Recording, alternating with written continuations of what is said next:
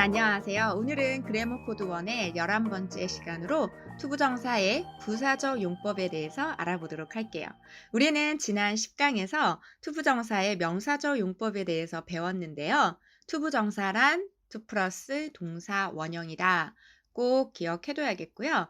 이러한 투부정사가 부사적으로 쓰이는 경우를 오늘 살펴보려고 하는데 투부정사의 부사적 용법이란 어떤 뜻일까요?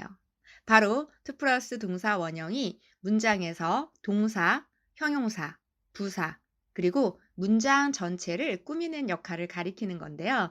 이럴 때 투부정사가 다양한 품사들을 꾸밀 수 있기 때문에 해석 또한 다양하겠죠. 오늘은 그 중에서 5가지 중요한 의미만 간추려서 알아보도록 할게요.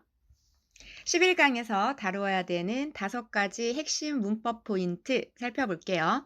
첫 번째 목적, 두 번째 감정의 원인, 세 번째 결과, 네 번째 이유 판단의 근거, 마지막 5번째 정도.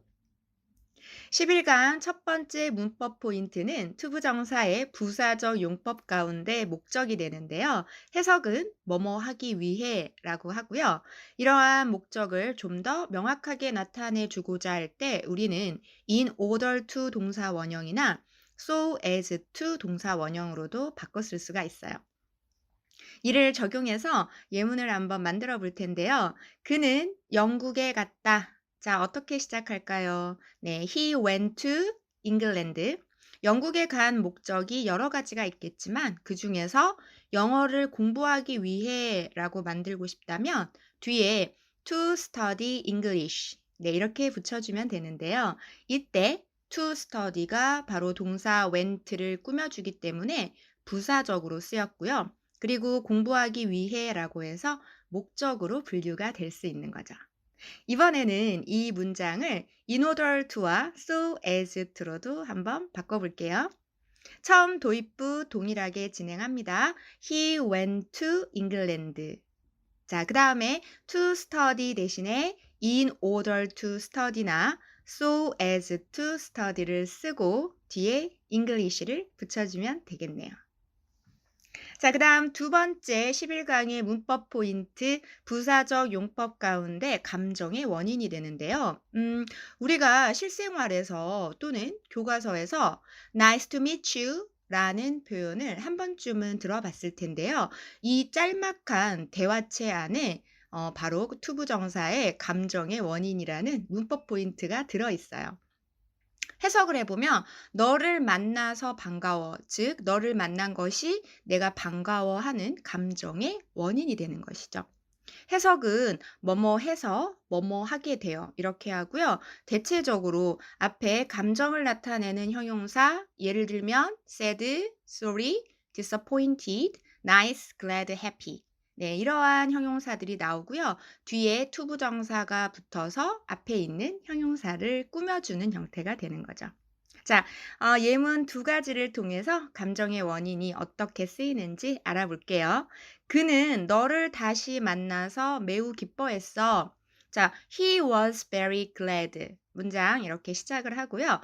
기뻐하게 된 원인이 너를 다시 만난 것이죠. 그래서 뒤에다가 to meet you again. 네, 이렇게 붙여주면 되고요. 두 번째 예문. 나는 그 소식을 들어서 유감이야. 자, 유감이야 하면은 감정 형용사 sorry를 쓰면 되니까 I'm sorry. 그다음 뒤에 이러한 감정을 갖게 된 원인이 바로 그 소식을 들은 경우죠. 따라서 to hear the news. 네, 이렇게 붙여주면 감정의 원인을 나타내는 투부정사가 되겠네요. 세 번째 문법 포인트는 부사적 용법의 결과인데요. 결과는 앞에서 했던 동작들이 하나의 원인이나 과정이 되어서 투부정사와 같은 결과를 만들어낸다라는 뜻이고요. 3가지가 많이 쓰이는 표현이 있는데 한번 정리를 해볼게요. 우선 자라서 뭐뭐가 되다라고 하면 grow up 투부정사. 그 다음 몇 살까지 또는 뭐뭐 할 때까지 살다 하면 live to 동사 원형. 그리고 잠에서 깨어보니 뭐뭐 하다 하면 wake up 투부정사. 네, 이렇게 세 가지 표현을 꼭 정리해서 알아두기 바라고요. 이러한 패턴을 적용해서 예문 두 개 만들어 볼게요. 그녀는 자라서 간호사가 되었다. grow up to를 활용할 건데요. 시제는 과거이기 때문에 she grew up 쓰고 그다음에 결과로서 간호사가 된 것이기 때문에 뒤에다가 to become a nurse. 네, 이렇게 문장 만들 수 있겠네요. 그다음 두 번째, 나의 할아버지는 90살까지 사셨다. 이때는 live to 동사 원형을 활용해 보려고 하는데요. My grandfather lived 쓰고요. 그다음 결과를 나타내는 투부정사 네, to be 90 years old. 네, 이렇게 하면 완성된 문장이 되겠네요. 자, 우리는 그다음 네 번째로 부사적 용법의 이유와 판단의 근거를 알아보려고 하는데요. 앞에 어떠한 판단을 내리게 된 문장이 나오고요. 뒤에 투부정사가 이 문장 전체를 꾸미기 때문에 부사적 용법으로 보는 것이고 그리고 해석은 뭐뭐 하다니 뭐뭐 하는 걸 보니 이렇게 하기 때문에 우리는 바로 이유와 판단의 근거라고 하는 것이죠. 예문을 통해서 어떻게 적용할 수 있는지 알아볼게요. 그가 그렇게 말하는 것을 보니 속상함에 틀림없다. 네, 이럴 때 일단은 판단을 내렸죠. 바로 그가 속상해하고 있다. 뭐뭐임에 틀림없다 must를 활용하면 되는데요. 문장 만들어 보면 he must be upset. 그다음 뒤에 그렇게 말하는 것을 보니 네, 판단의 근거를 붙여줘야 되죠. 따라서 투부정사로 문장 이어서 만들면 to say that을 붙여주면 되겠네요. 이것과 동일한 패턴으로 우리 한번 문장 만들어 볼게요. 그녀가 그렇게 하는 것을 보니 화가 났음에 틀림없어. 네, 그러면 이때 she must be angry를 문장 앞으로 써주고요. 그 다음에 판단의 근거를 나타내는 to do so를 뒤에다가 붙여서 문장 완성하면 되겠네요. 자, 이번에는 마지막으로 투부정사의 부사적 용법의 다섯 번째 정도가 되겠는데요. 대체적으로 앞에 형용사와 부사가 나오고요. 뒤에 투부정사가 앞에 있는 형용사 부사를 꾸며주는 네, 그러한 용법이 되고요. 대표적인 경우가 바로 투투 용법과 이너프 투 용법이 있는데요. 투투는 투 플러스 형용사 부사 그리고 투부정사가 나와서 이때 투부정사가 앞에 있는 부사 to를 꾸미고요. 해석은 너무 뭐뭐해서 뭐뭐 할 수 없다. 네, 이렇게 부정으로 반드시 해줘야 되고요. 이것과 상반되는 내용이 바로 enough to가 되는데요. 형용사 부사 그리고 enough to 동사 원형 이러한 어순을 취하고요. 이때 투부정사가 앞에 있는 enough라는 부사를 꾸며주겠네요. 해석은 투부정사 할 만큼 충분히 뭐뭐하다. 네, 이렇게 해주고요. 이 두 가지 패턴을 적용해서 예문을 한번 만들어 볼게요. 그는 너무 어려서 운전할 수가 없다. 네, 그러면 앞에 있는 to를 활용해야 되는데요. 문장 어떻게 만들어 볼까요? 자, he is too young. 그다음에 투부정사 붙여서 to drive a car. 네, 이렇게 만들어주면 되겠네요. 이때 to drive가 앞에 있는 to라고 하는 부사를 꾸며줘서 부사적 용법을 가지게 되는 거죠. 자, 이 문장과 반대되는 의미로서 enough to를 한번 활용해 볼게요. 어순에 맞춰서 문장 만들어 보면 그는 차를 운전할 만큼 충분히 나이가 되었다. 네, 그러면 he is 자, 나이가 되니까 old라는 형용사 오고요. 그다음에 enough to drive a car. 네, 이렇게 만들어 주면 되겠네요. 우리는 지금까지 투부정사의 부사적 용법과 관련된 다섯 가지 의미들을 살펴보았는데요. 오늘도 어김없이 문법과 관련된 짤막하고 유용한 지식을 전해주도록 할게요. 영어에서 명사, 형용사, 그리고 부사로 두루 쓸 수 있는 것은 오직 부정사밖에 없는데요. 인도 유럽어에서 부정사의 기원은 산스크리트어까지 거슬러 올라가고요. 그 당시 산스크리트어의 부정사는 영어의 투부정사와는 다르게 동사 끝에 tum을 붙였다고 하네요.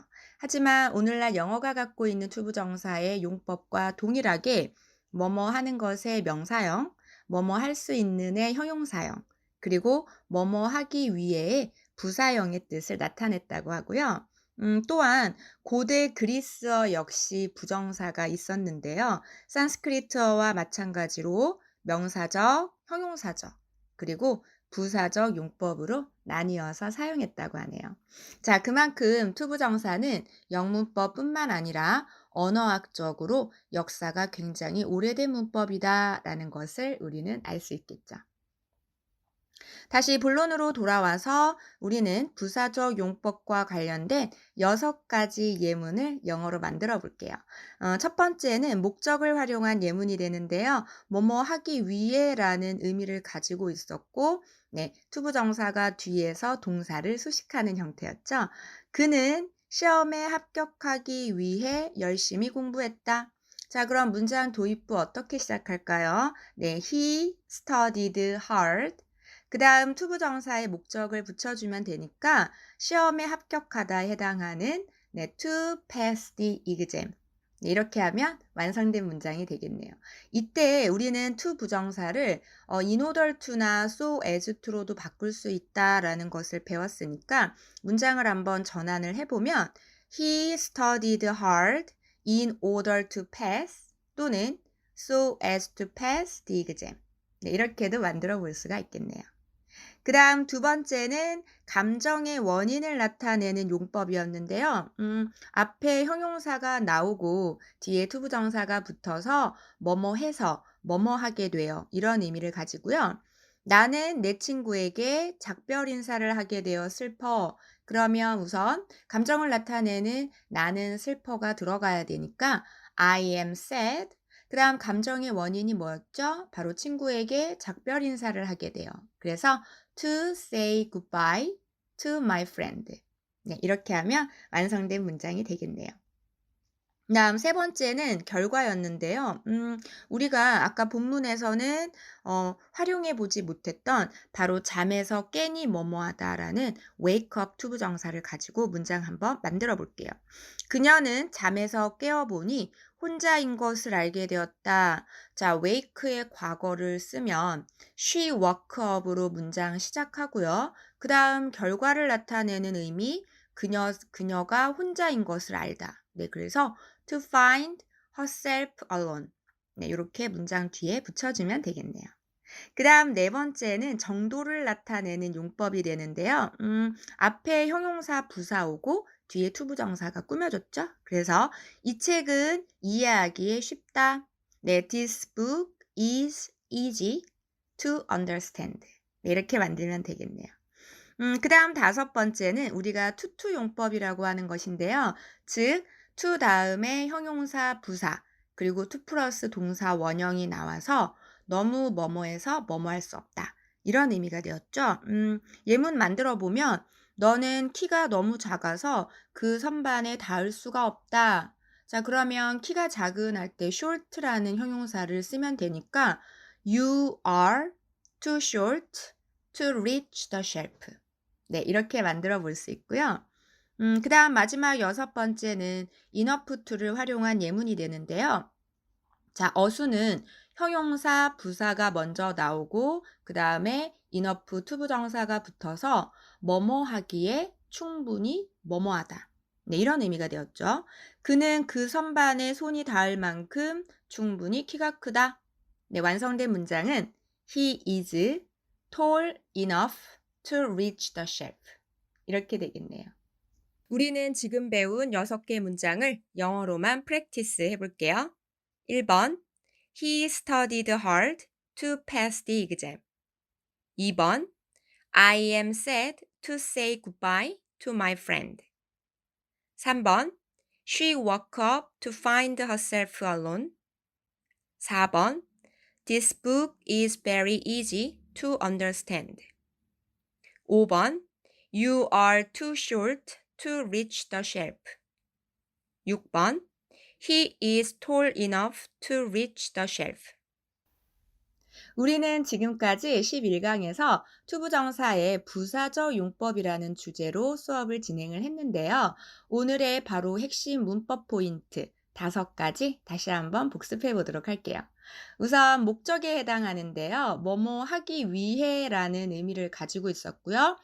이때 의미를 명확하게 해주고자 할 때 in order to 동사 원형 또는 so as to 동사 원형으로도 바꿔 쓸 수 있다. 네, 꼭 기억해둬야겠죠. 그다음 두 번째는 감정의 원인이었고요. 뭐뭐 해서 뭐뭐 하게 돼요. 네, 이런 의미를 가지고 있고요. 주로 감정을 나타내는 형용사, 예를 들면 nice, glad, pleased 또는 sad, disappointed, sorry. 네, 이러한 부류가 들어가고 뒤에 투부정사의 꾸밈을 받았었죠. 그래서 이러한 표현도 정리해둬야겠고요. 그 다음 세 번째는 결과인데요. 결과를 나타내는 주요 구문 세 가지 정리해보면 자라서 뭐뭐가 되다의 grow up 투부정사, 그리고 뭐뭐 할 때까지 살다의 live 투부정사, 마지막으로 잠에서 깨어보니 뭐뭐하다의 wake up 투부정사. 자, 네 번째는 이유와 판단의 근거였는데요. 앞에 문장이 나오고 뒤에 투부정사가 뒤에서 문장을 꾸며주는 형태였죠. 해석은 뭐뭐 하다니, 뭐뭐 하는 걸 보니. 네, 이렇게 하면 되고요. 그 다음 다섯 번째는 정도를 나타내는 용법이었는데요.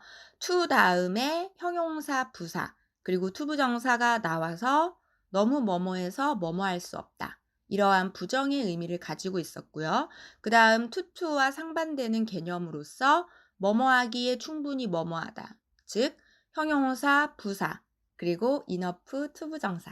네, 이렇게 두 가지 용법 꼭 의미를 구별해서 알아둬야겠죠. 우리는 지금까지 11강에서 투부정사의 부사적 용법을 알아보았는데요. 저는 다음 12강 동명사라는 주제로 다시 돌아오도록 할게요.